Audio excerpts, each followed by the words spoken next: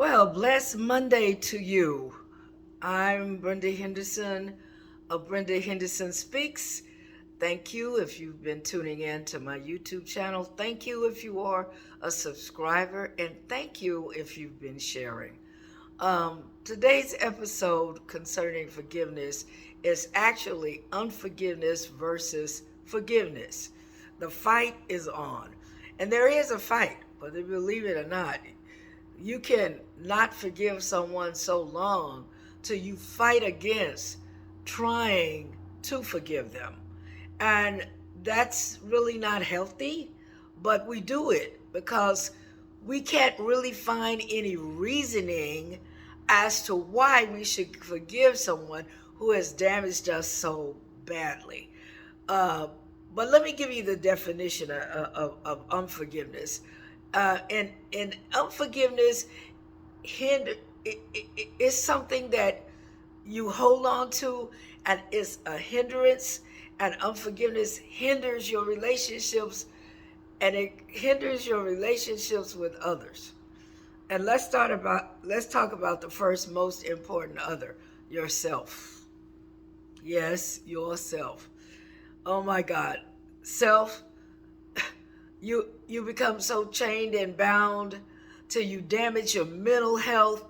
The chains don't allow you to break free when you remain locked up. When you remain locked up mentally, you are also locked up physically and spiritually. And that chain in your heart that continues to bind you to unforgiveness begins to tighten instead of loosen. And so now it begins to hinder your relationship with others. Case in point, the chain of unforgiveness in my life hindered my relationship with my adoptive mom for years because I could not understand why should I be kind to her, loving to her, when I felt as if all she did was verbally, mentally, and physically abuse me. I could never do anything right. I was always the one wrong. I was always suspect of whatever wrongdoing, being promiscuous, whatever. I was just always wrong. And see, that chain of unforgiveness, when time rolled around and she began to have some real bad physical problems, that chain pulled at me.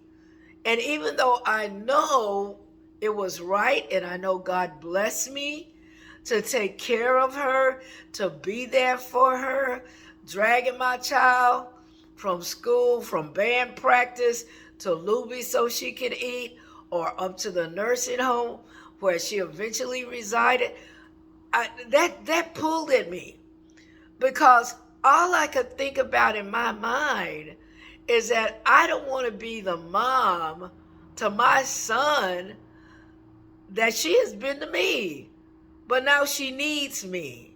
So I had to have a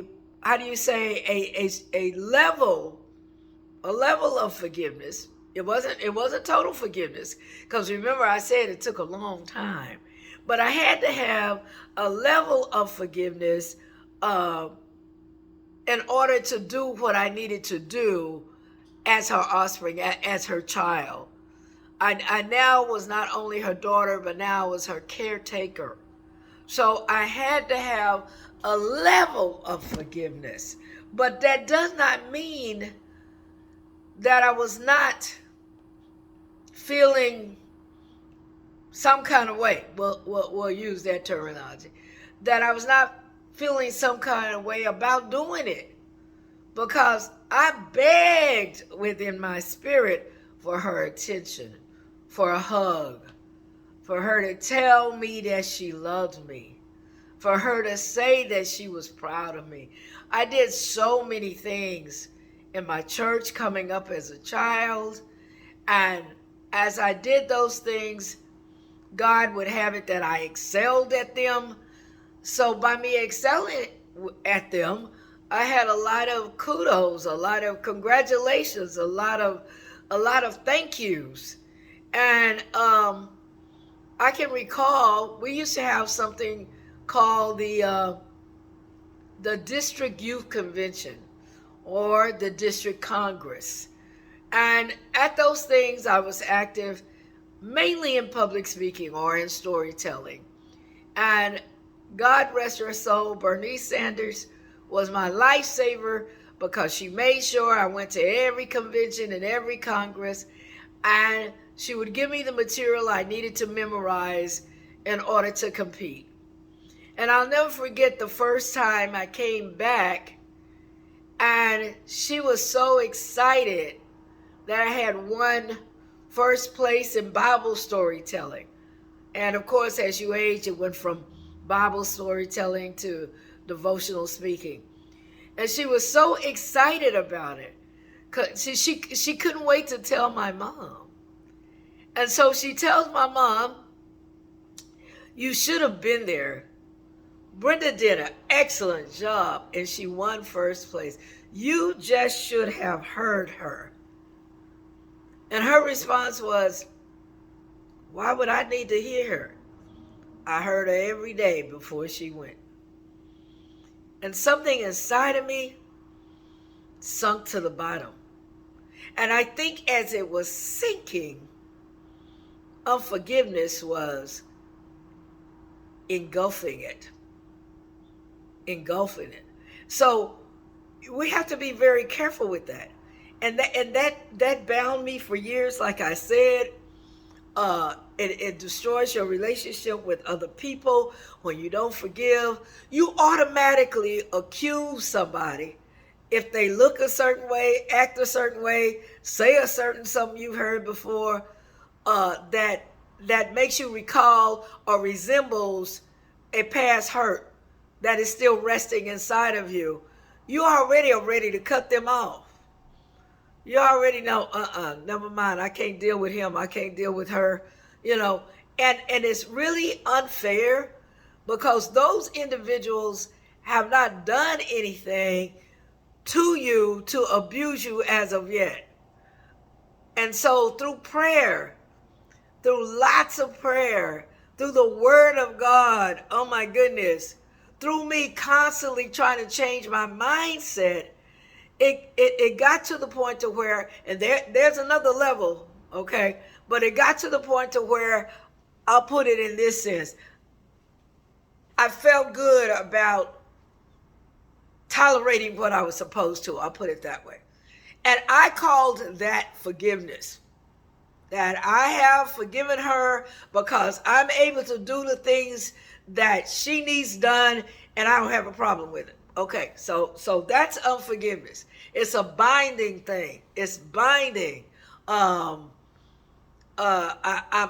trying, but it works until I remember. Well, the remembering part is that I don't know if you've been watching my charts, but that's the whole element or the example of the waterfall.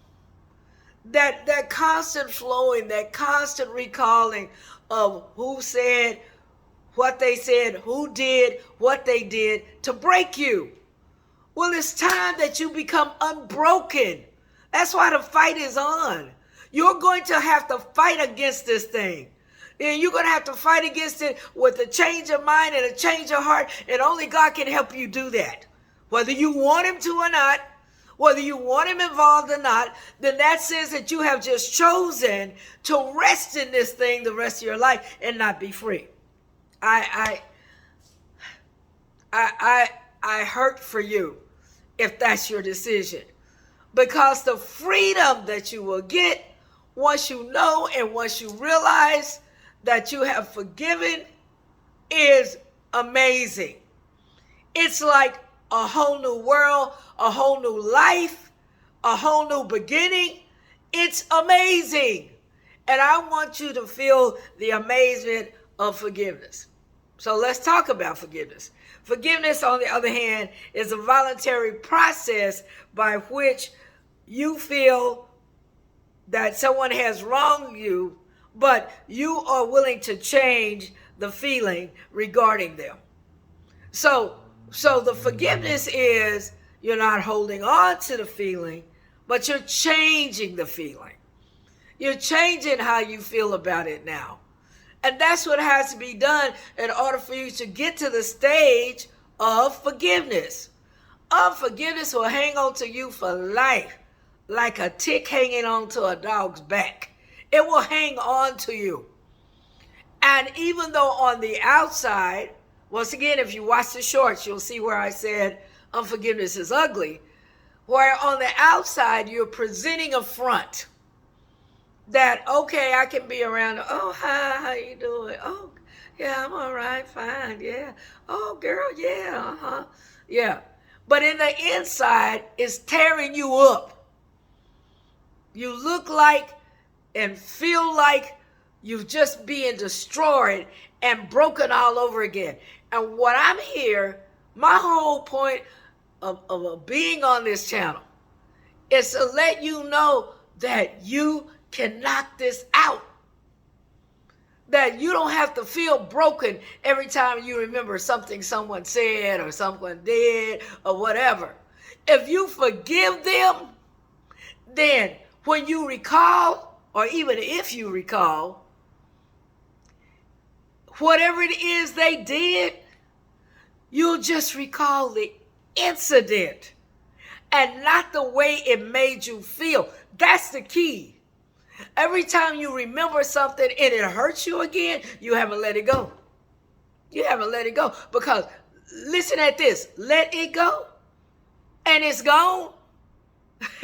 Then you can't feel anything from it. If it's gone. If it is gone. So it has to be gone in order for it not to continue to break you. Some of you have been broken into tiny little pieces over a span of years, 2 years, 3 years, 4 years, 5 years, 6 years.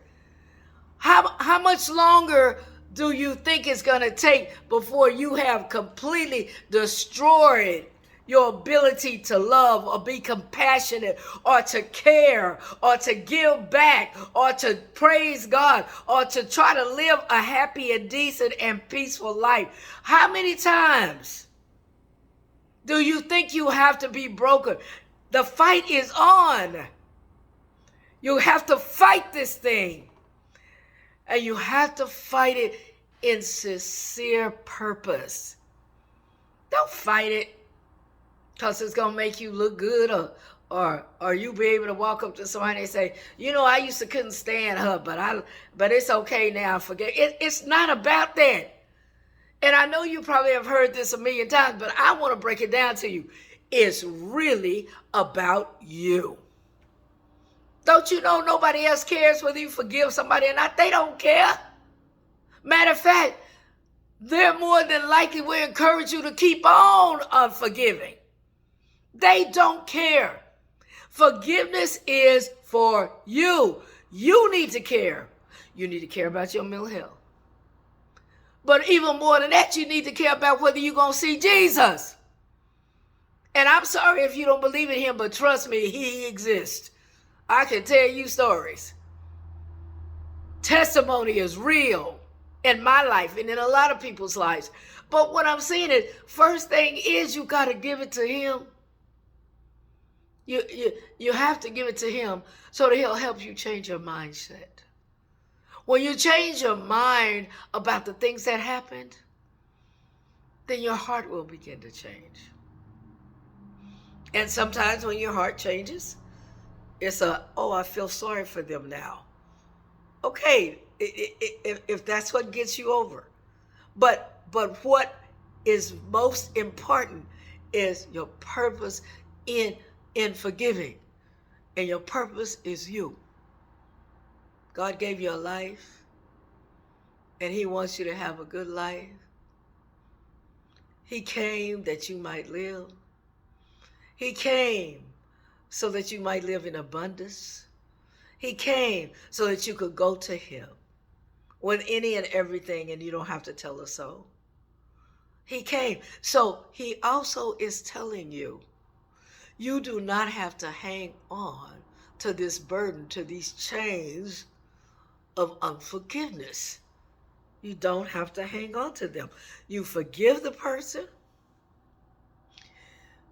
You let them know you have forgiven them, and you let it go. It doesn't matter their response. What matters is that you won the fight. You won the fight. And now you can be free.